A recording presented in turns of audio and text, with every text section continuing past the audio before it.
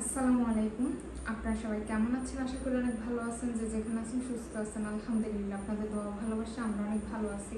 তো প্রতিদিনের মতো চলে আসলাম আপনাদের জন্য আরেকটি নতুন ব্লগ নিয়ে। আজকে ব্লগটা স্টার্ট করলাম হচ্ছে রাত থেকে। এখন হচ্ছে রাত 9টা বাজে। তো আমার ছেলে মেয়ে দুজনেই ঘুমে আছে, ওরা ঘুমাইছে। এরপর হচ্ছে আসলাম আপনাদের সামনে কিছু কথা বলবো। এই জন্য আসলে 2 দিন হয়েছে ওরকম করে আমি আপনাদেরকে ব্লগ শেয়ার করতে পারতেছি না।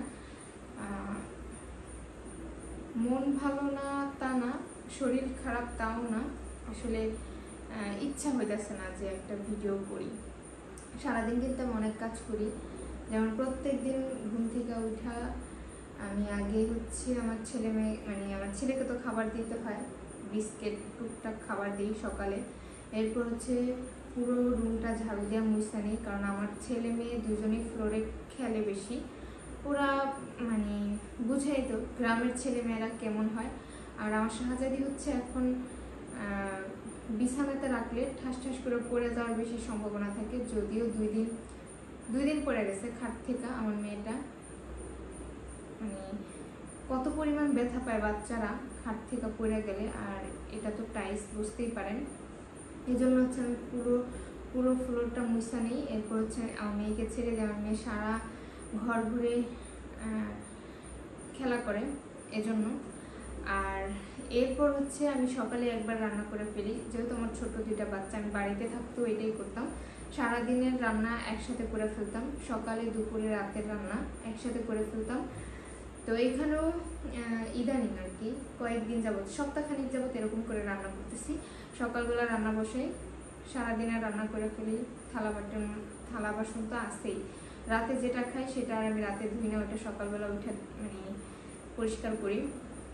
এরপর হচ্ছে ছেলে মেয়ের জামা কাপড়, আমার নিজের জামা কাপড়, ওগুলা সকালে কাচা তাড়াতাড়ি দিয়ে দিই যাতে সারাদিনই শুকায় যায়।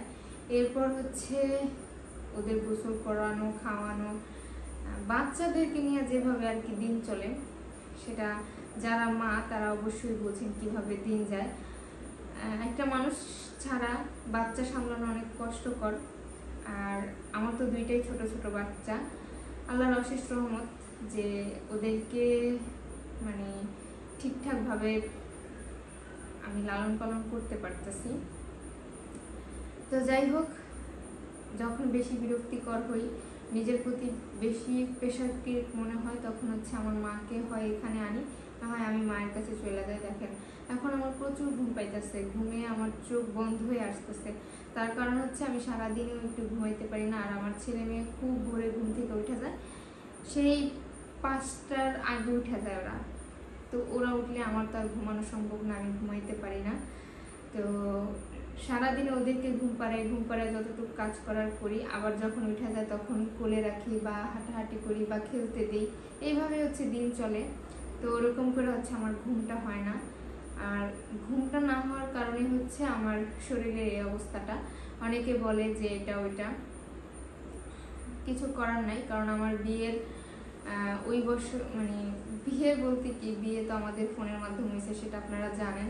তার 1.5 বছর পর হচ্ছে আমার হাজব্যান্ড আসে। এরপর সে আসে যে বছরটাতে, ওই বছরেই হচ্ছে আমার ছেলে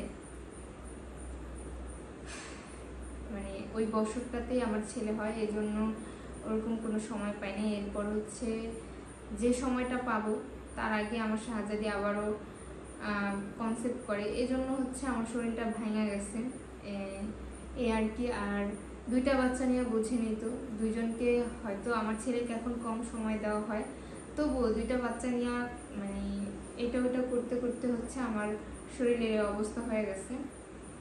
আলহামদুলিল্লাহ, চেষ্টা করব শরীরের পরিবর্তন আনার। তো অনেকে আমাকে অনেক কমেন্ট করেন, আসলে কি মনে করে করেন, কিভাবে করেন সেটা জানি না। যাই হোক, প্রথমে যে কমেন্টটা আমাকে করছেন আমি বলি।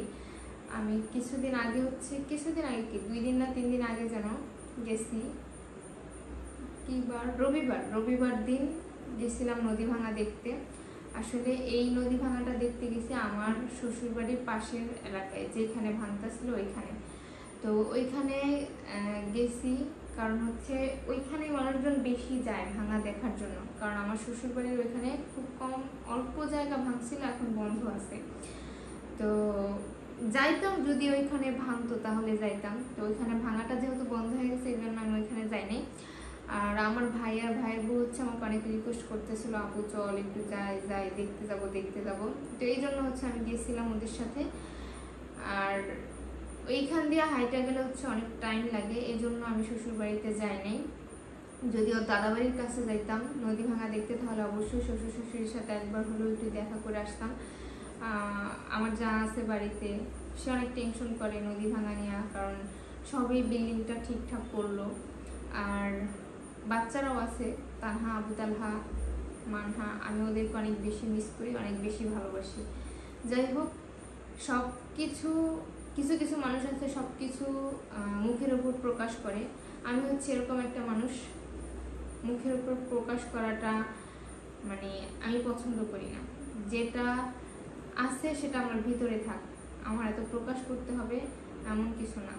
তো এই জন্য হচ্ছে মানুষ আমাকে অনেক কিছু মনে করে। আমি আমার শ্বশুরবাড়ির প্রত্যেকটা মানুষকে খুব মিস করি, অনেক বেশি ভালোবাসি। ভালোবাসা মানে মানুষ মনে করে টাকা পয়সা দাও, তাদের সাথে থাকো, তাদেরকে সময় দাও, অনেকে এটা মনে করে। বাট দূরে থাকলেও ভালোবাসা যায়, তাদের মিস করা যায়, তাদের সাথে কিভাবে কি করা যায় সেটাও চিন্তা ভাবনা করা যায়। যাই হোক, না জেনে অনেক কথাই বলে ফেলেন আপনারা। তো আমি কোথায় থাকি? আমি তো জাজিরাতে থাকি, কারণ আমার শ্বশুরবাড়ি হচ্ছে সেই নদীর পাড়ের কাছে। ওইখান দিয়ে হচ্ছে আমার থাকা হয়তো যে কোনো একটা কারণে আমি এখানে আসছি। তবে কারোর সাথে রাগ অভিমান সেটা না, শুধুমাত্র আমার হাজবেন্ডের সাথে একটু অ্যাটাচমেন্টের প্রবলেম, এই জন্য হচ্ছে আমি এখানে চলে আসছি আমার ছেলে মেয়েকে নিয়ে। আর আপনারা দেখেন, আমি বেশিরভাগ সময় হচ্ছে আমার ছেলে মেয়েকে নিয়ে আমি একাই এখানে থাকি। যখন বেশি খারাপ লাগে, খুব একটা ভালো লাগে না, তখন হচ্ছে আমি আমার মায়ের কাছে যাই। কিছু করার নেই, আমার যাওয়ার জায়গা ওই একটাই। যেদিন বাবা মা থাকবে না সেদিন আর এইভাবে হুটহাট যাওয়াও হবে না। তবে শ্বশুর শাশুড়ির কাছে যেতে পারবো না তাও না, যেতে পারি। তবে ওইখানে গেলে হচ্ছে আমার খুব কষ্ট হয়, খারাপ লাগে, অবশ্য তাদেরও খারাপ লাগে, এই জন্য হচ্ছে ওখানে তেমন একটা আমি যাই না। আর আমার পাশাপাশি দুইটা ননদ থাকে, মানে যাই না আর কি। আগে তাও একটু বেশি বেশি যাইতাম, এখন অনেক দিন হয়েছে তেমন যাওয়া হয় না।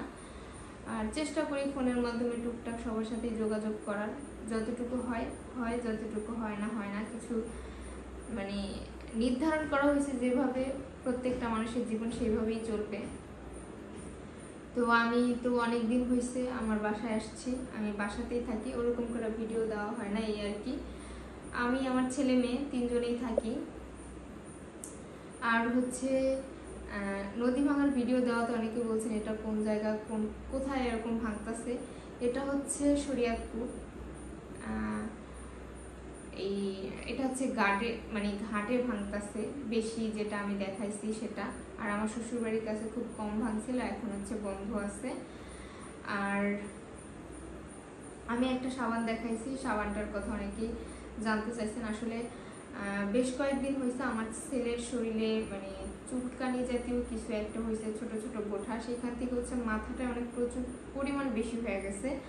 এরপর আমার মায়েরও শুনছি মাঝে মাঝে, মা বলে আমারও চুলকায়, এরপর আমারও দেখা দিছে। আর আমার পরে দেখে আমার মেয়েরও হালকা হালকা দেখা যাইতেছিল। পরে হচ্ছে ডাক্তার দেখালাম, উনি বলছে কিছু মেডিসিন দিছে আর হচ্ছে মলম দিছে, বলছে এগুলা দিলে চলে যাবে। তো দেওয়ার পরে হচ্ছে কি দেখা যাইতেছে আগের থেকে একটু কম, মানে ওই জিনিসটা কমতেছে, বাট চুলকানিটা কমে না, এরকম মাঝে মাঝেই চুলকাচ্ছে। তো ওইখানে আমার ছোট কাকাও ডাক্তার দেখাইছে, তো তাদেরকে একটা সাবান পারচেজ করছে। তো এই সাবানটা হচ্ছে খুবই ভালো, ইউজ করে বুঝলাম। তো এই সাবানটার নাম হচ্ছে টারমারিক কি একটা সোপ যেন, ভুলে গেছি। আপনাদেরকে অবশ্যই দেখাবো, সমস্যা নাই, আমি দেখাই দিব কি সাবান। তো এই সাবানটা হচ্ছে চুলকানির জন্য অনেক অনেক ভালো। তো কয়েকদিন হয়েছে, 3 দিন হয়েছে ইউজ করতেছি, অনেকটা ভালো কাজ দিতেছে। তো যাই হোক, অনেক কথা বললাম, অনেক কমেন্টের উত্তর দিয়ে ফেললাম আপনাদেরকে।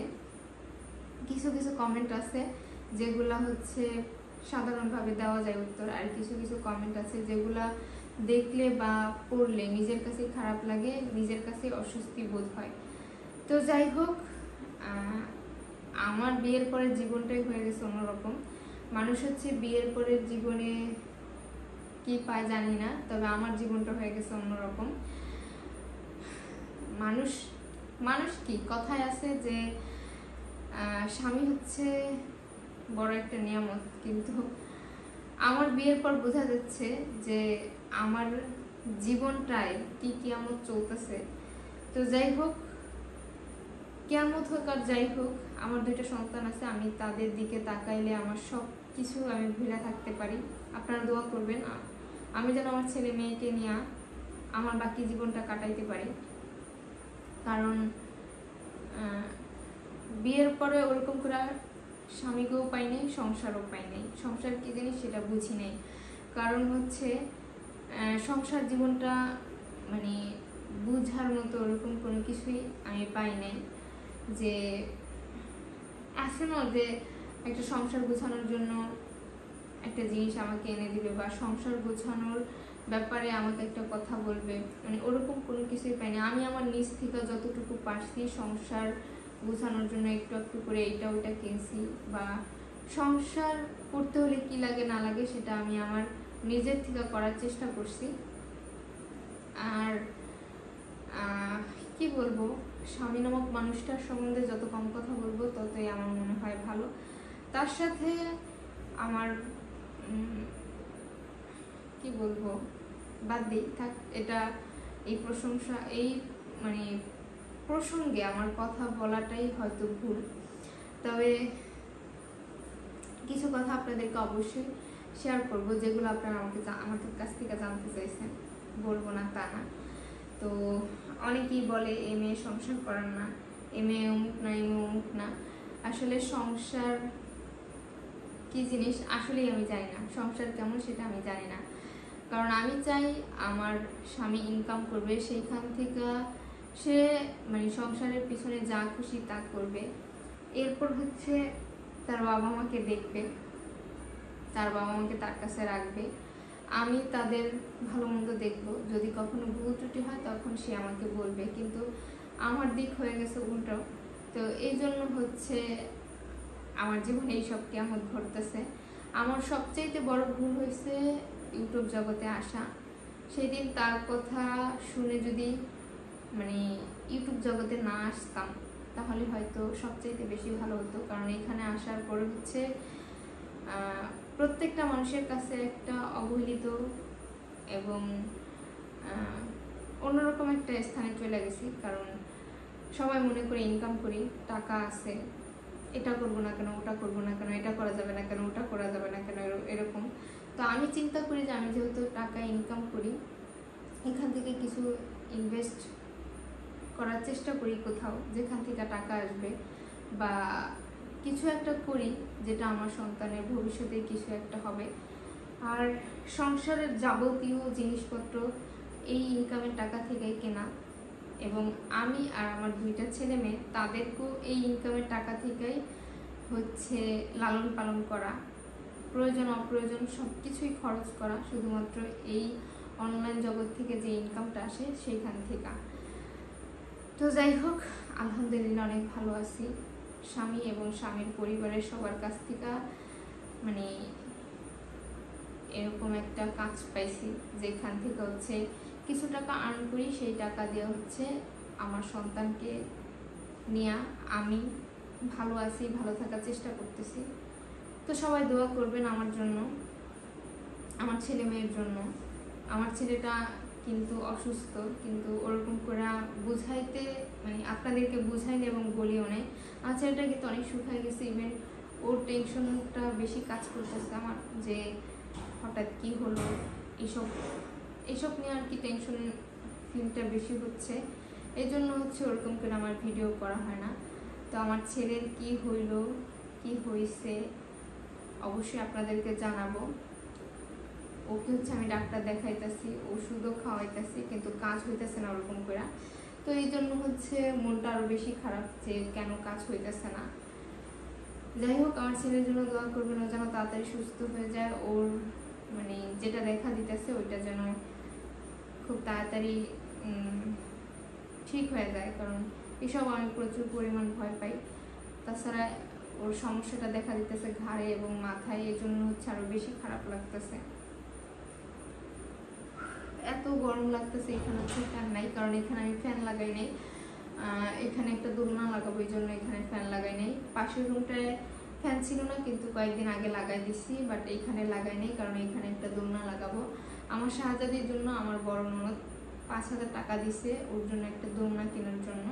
তো এই দোলনাটা আমার কেনা হয়নি, কারণ আমি এখনো ঢাকা যাইতে পারি নাই।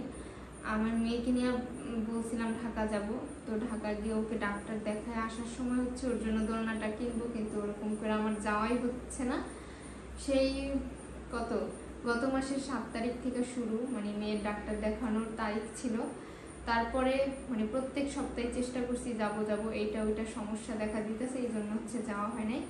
তো এই সপ্তাহেও তো যাওয়া হলো না, কালকে তো আর যেতে পারবো না, আমি আমার ছেলেকে ডাক্তার দেখাইতে যাব এই জন্য। তো এর পরের সপ্তাহে অবশ্যই যাব, মেয়েকে ডাক্তার দেখায়া আনবো, আর আসার সময় হচ্ছে আমার মেয়ের জন্য দোলনাটাও নিয়ে আসবো। তো যাই হোক, অনেক কথা বললাম, খারাপ লাগা ভালো লাগা সব কিছুই শেয়ার করলাম আপনাদের কাছে, কারণ আপনাদের কাছে বসে খোলা মনে অনেক কিছুই বলা যায়। অনেকে মনে করে পারিবারিক ব্যাপারগুলো কি কারণে এখানে বলে, আসলে এটা পারিবারিক কোনো ব্যাপার না, এটা জাস্ট মনের একটা ব্যাপার, যেটা আপনাদের সাথে শেয়ার করলাম। আমার ভালো লাগার মানুষ যারা আছে, যারা আমাকে পছন্দ করে ভালোবাসে, আমার ভিডিও দেখে, তাদের কাছে অবশ্যই ভালো লাগবে যে আমি মানে মন থেকে কিছু কথা আপনাদেরকে শেয়ার করলাম, ইভেন আমার মনটাও হালকা হলো। যাই হোক, আর বেশি কথা নাই বলি, যদি আমার ভিডিও ভালো লাগে অবশ্যই সাবস্ক্রাইব করবেন, লাইক করবেন, কমেন্ট করবেন, শেয়ার করবেন, আর অবশ্যই সম্পূর্ণ ভিডিওটা দেখবেন এবং আমার সাথে থাকবেন। আমি প্রচুর পরিমাণ ঘামতেছি, অনেক ঘামছি। তো আজ এই পর্যন্ত।